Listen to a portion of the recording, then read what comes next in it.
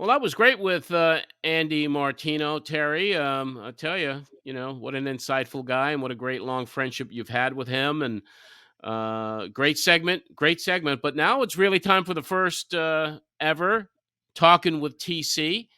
And we're excited about this one. So let me talk to you, everybody out there, and you'll know who this is once I get into it. Our first guest on Talking with TC played his entire career with the Mets organization, 7-time All-Star, 2-time Gold Glover, 2-time Silver Slugger award winner. His 1,585 games with the Mets are the second most in franchise history, just behind Ed Kranepool. And he ended his career holding the franchise record for hits, runs, total bases, doubles, RBIs, walks, sac flies, and extra base hits. He got the nickname Captain America after the 2013 World Baseball Classic, hitting .438 in that tournament. But to the Met fans, he's simply known as the Captain. It's an honor to welcome David Wright to the Terry Collins Show. Thanks for having me. You forgot leader in strikeouts, probably errors, and probably a lot of other things too. So I feel honored to be the first guest. So thanks for having me, TC. Well, David, it is without a question an honor to do my first show and have you be the first guest. I mean, it's very cool. Our relationship is great, but it was so fun to watch you play for so long. And I just thank you for coming on the show and kicking off this initial podcast that I'm going to try to do this year.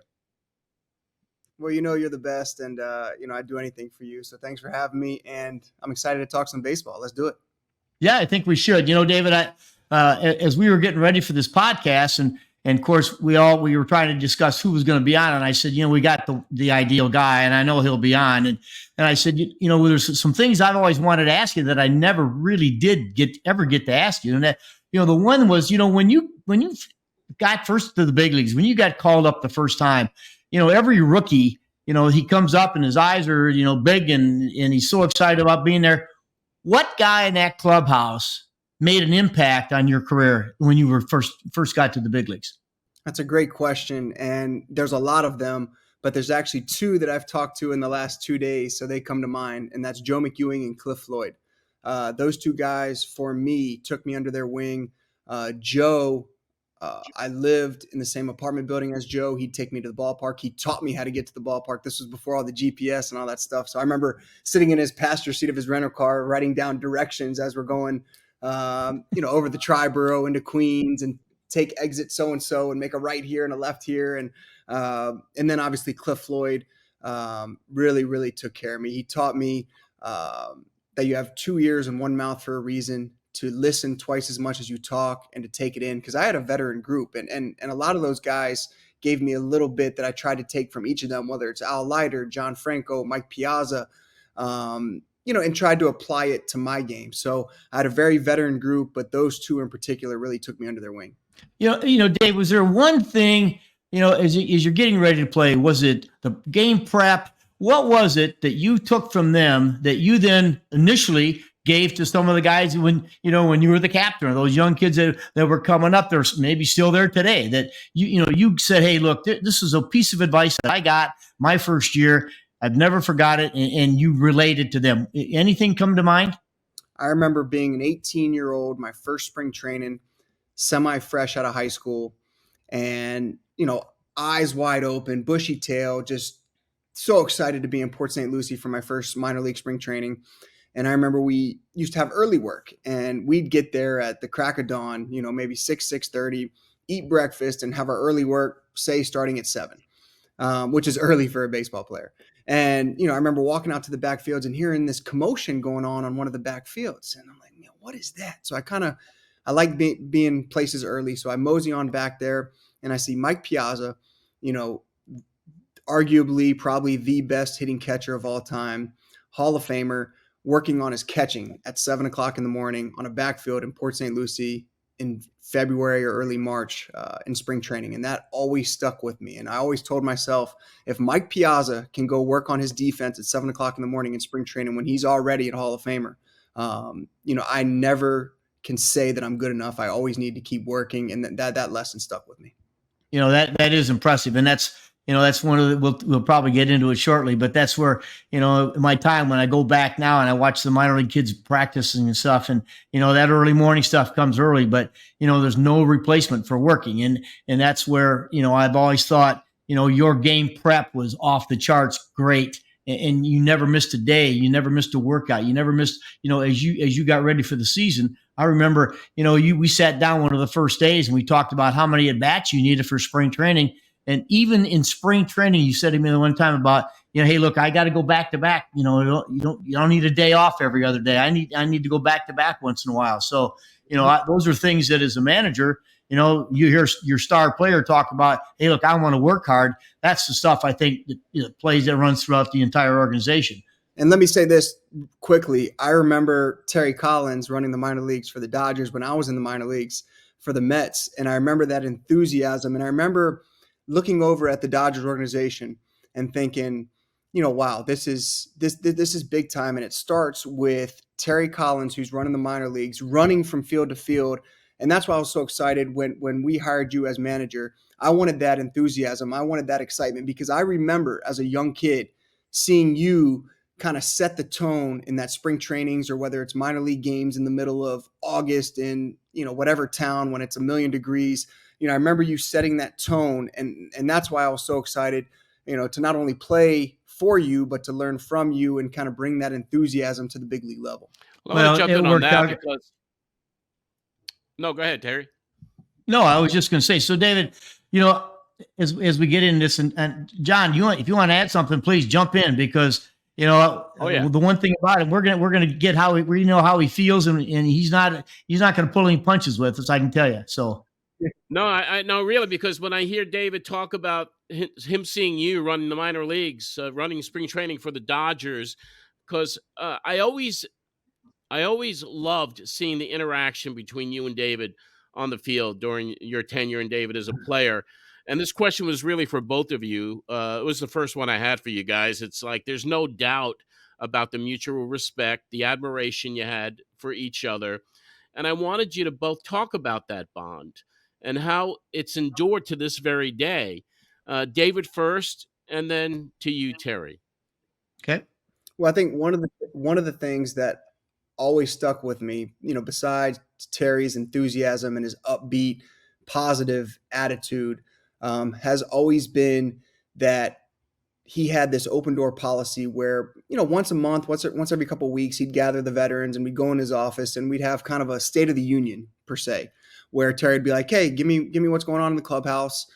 Give me how you're feeling. Give me, what I could do better, what we could do better, both baseball wise and off the field, the culture in the clubhouse. And that's something that having that open door policy and that line of communication with your manager, I think is one of the most critical features, maybe even more so than teaching the game of baseball, is being in touch with your players and taking their temperature every now and then as to how things are going, because inevitably you're around these guys so much that you're going to get in these little spats or these little arguments or these little fights.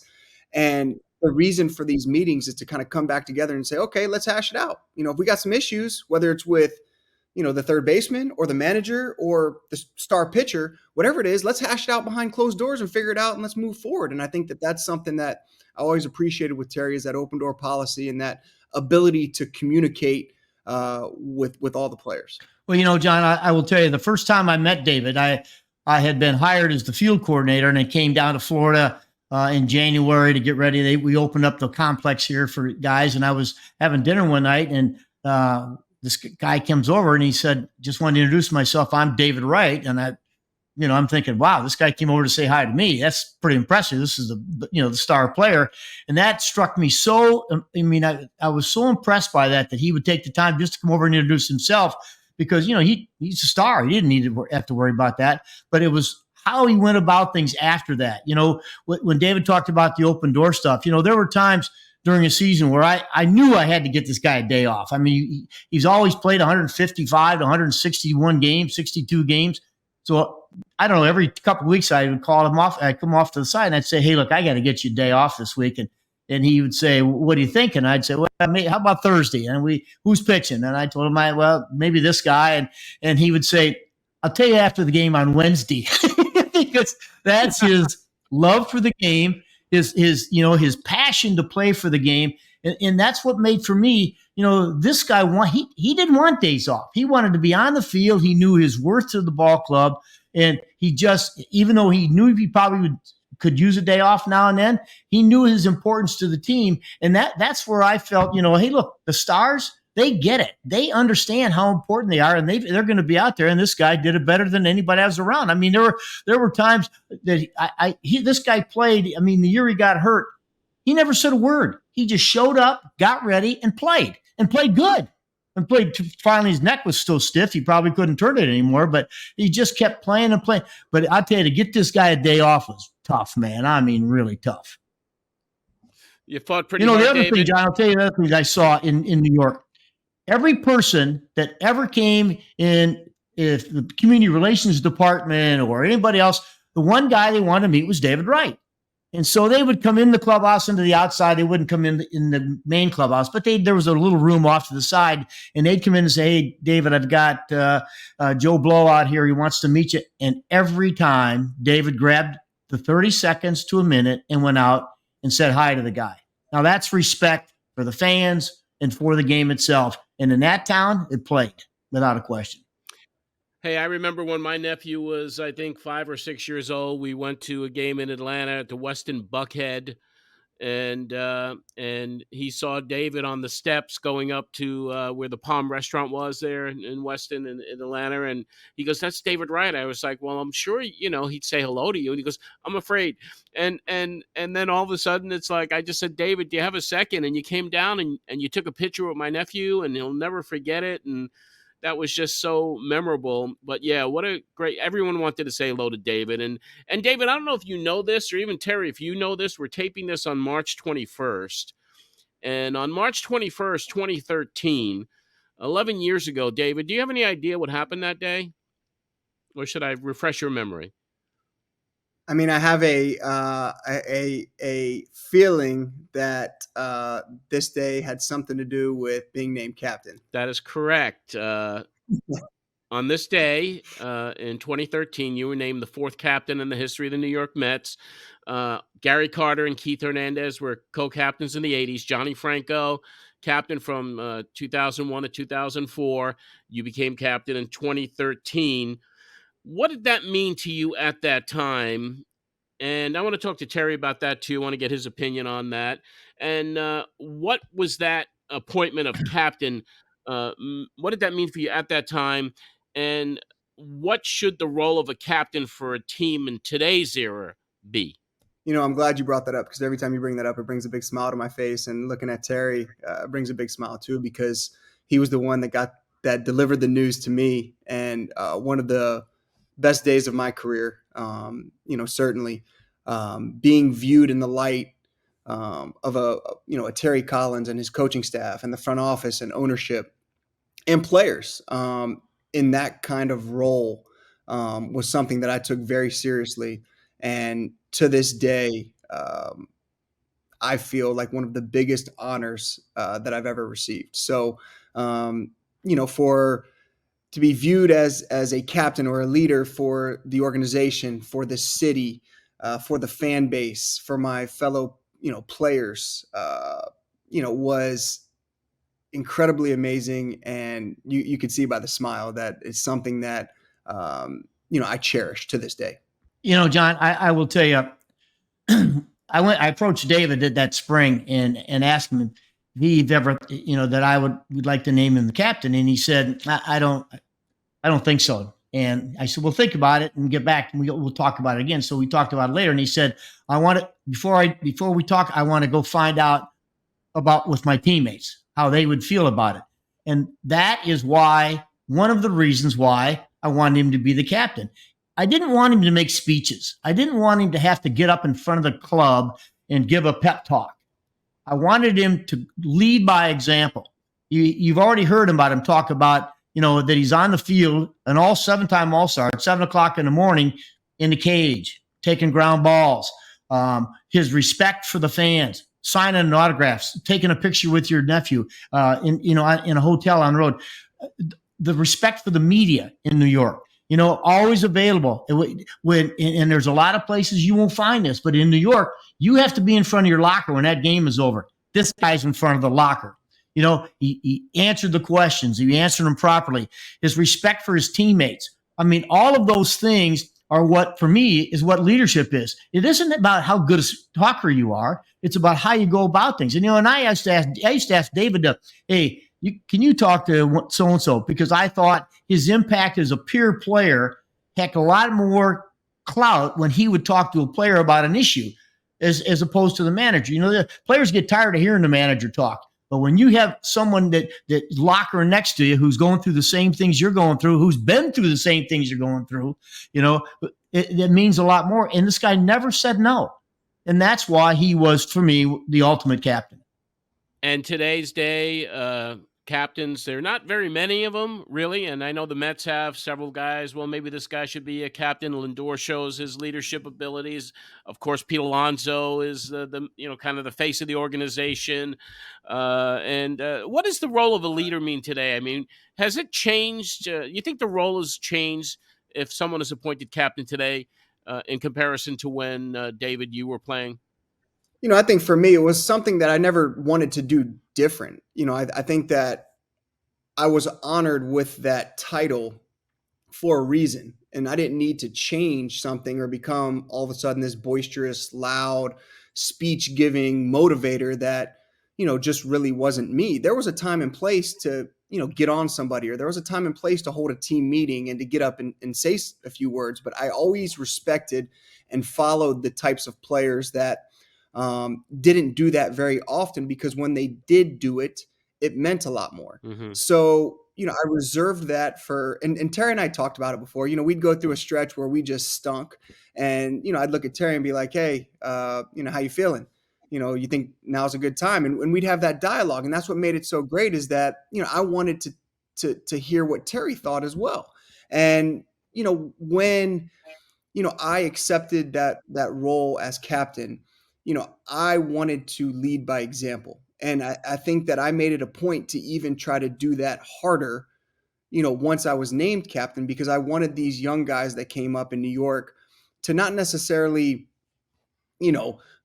follow me because I was loud and boisterous and yelled in front of the cameras, but I wanted them to follow me because I tried to be the first one to get my work done. I tried to be the first one in the weight room. I tried to be the first one, out on the field for stretch. I tried to, make sure that these young players saw me get my work in and followed that example to be on time, to play the game the right way, to be courteous, to, do the things away from the field that you're supposed to do. So, that was very important to me. So that would be the role that I foresee other organizations, or the Mets organization, when naming another captain or the next captain, is, somebody that is genuine, somebody that's organic, somebody that's doing it for the right reasons, not just because there's a camera in front of their face. Mm-hmm. John, and I think what David's come from is very true, but, we all make it a little bit sound like, he was all, which he was all business,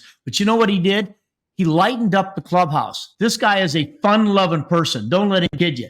As dedicated as he was to his job, he made the clubhouse fun. You couldn't walk in the clubhouse without having 2 or 3 guys sitting around him, and they were laughing. They were laughing about something. And so he lightened up the entire clubhouse. If there was, he's the one who said, hey, we need the belt. That year he went out and got the belt that we gave the player of the game, and guys enjoyed it. They enjoyed coming in the clubhouse. And I've talked to you before, John, I used to be in the clubhouse a lot, probably more than managers should be, but I enjoyed being in there. And every time I was in there, and if he got up to move, 3 guys turned their heads to see what's he going to do. And that, to me, and again, the example that he set, and I'm not sure players today, understand that. I really don't. They're so caught up. There's so much media and social media and all the other things, and when behind those closed doors are where it plays, where, you hang that ego on those doors before you walk in that room. And that's what I think, David did. And I'm not sure today's players are like that. And I just think he learned that as he came through. But, you got to have fun at the ballpark. And David created fun in our clubhouse. Yeah. And that's actually a great point. And by Terry, is that I do think that, and Terry and I have had conversations about this, and I think we came to a point where we said, an hour before game time at home, there's so much downtime. You get there so early. You got batting practice first. There's a lot of downtime in between batting practice and the game. And, it's inevitable that players are going to pull out their phones, or players are going to want to play cards, or players are going to want to, we had a little mini basketball hoop that guys would shoot from in the clubhouse.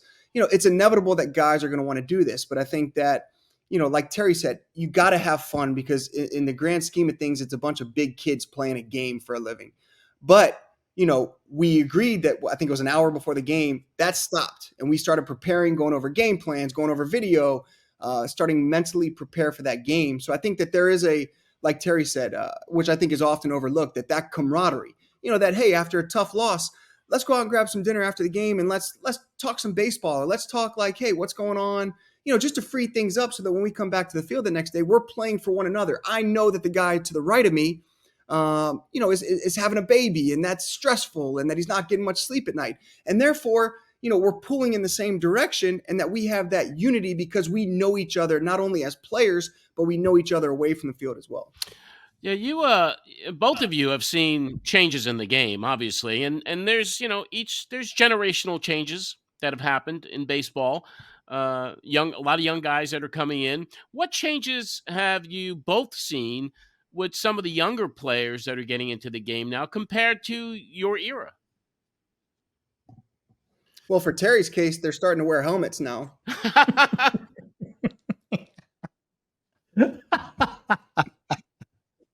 That wasn't funny, dude.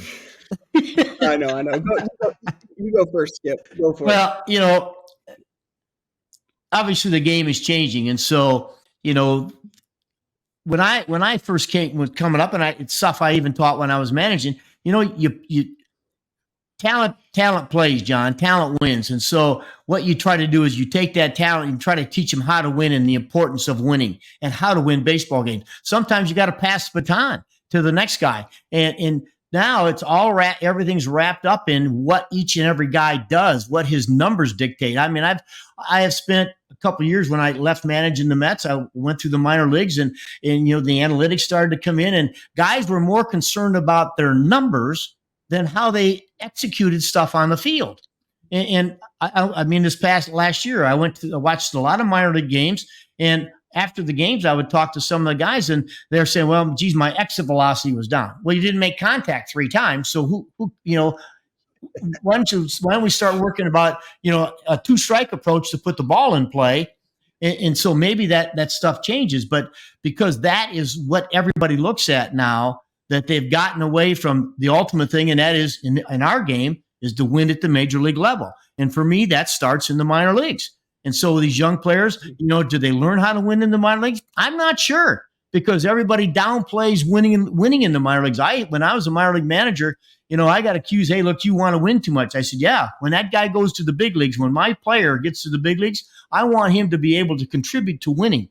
Tom Lasorda did not care if what somebody hit in AAA until they got to the big leagues, and they showed him they could help him win. They could help him win a baseball game. And I'm not sure today. And again, I don't sit in meetings in the minor league clubhouses anymore. But when I watch the minor league game, it's not played the same.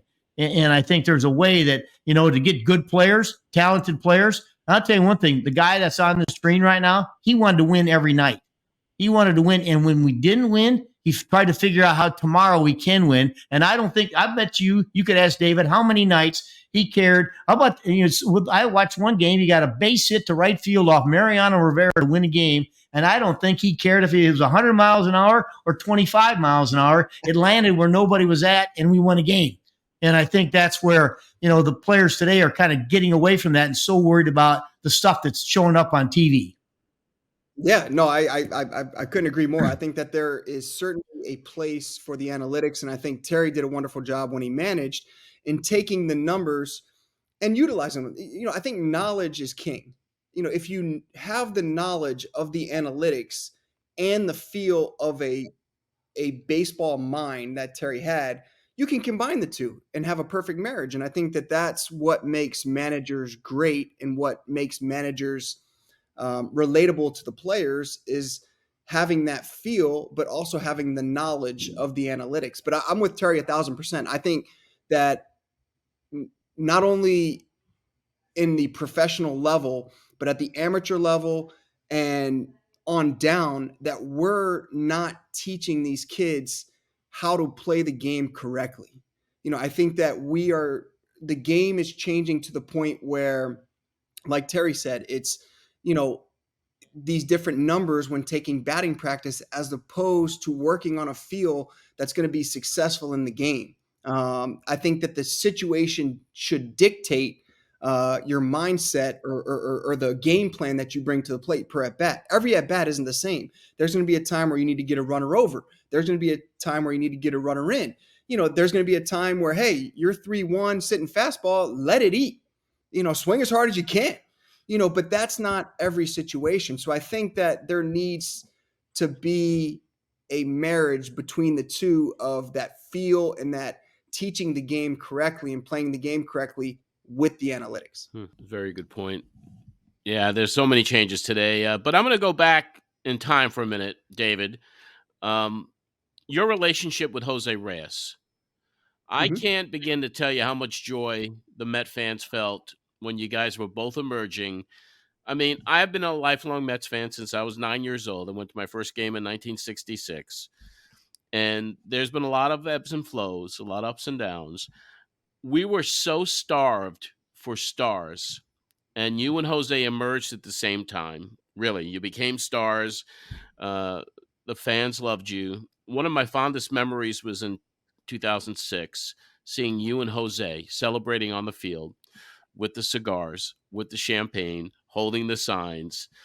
And that was just incredible that night. And it was a lasting memory. And then, of course, time passes. 12 years later, you're at your final game. And to your left, Jose Reyes is there. And what an emotional night it was for the entire city of New York. And to see you and Jose embrace when you were leaving that game was a memory that everybody remembers today. It'll live in everybody's memory in Mets history. What did Jose Reyes mean to you as a teammate, as a friend, and do you guys still stay in touch with each other?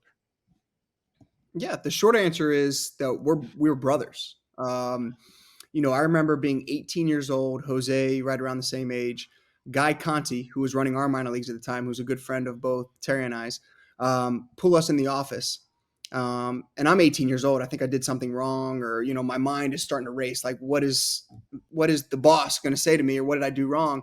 And he pulls us in, and we start talking a little baseball.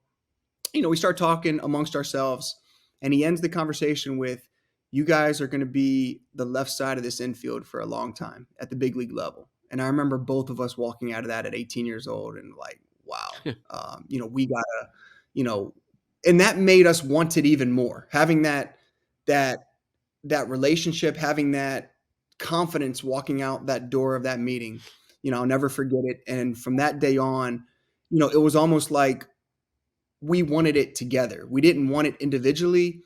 We didn't want it for ourselves. We wanted it for each other.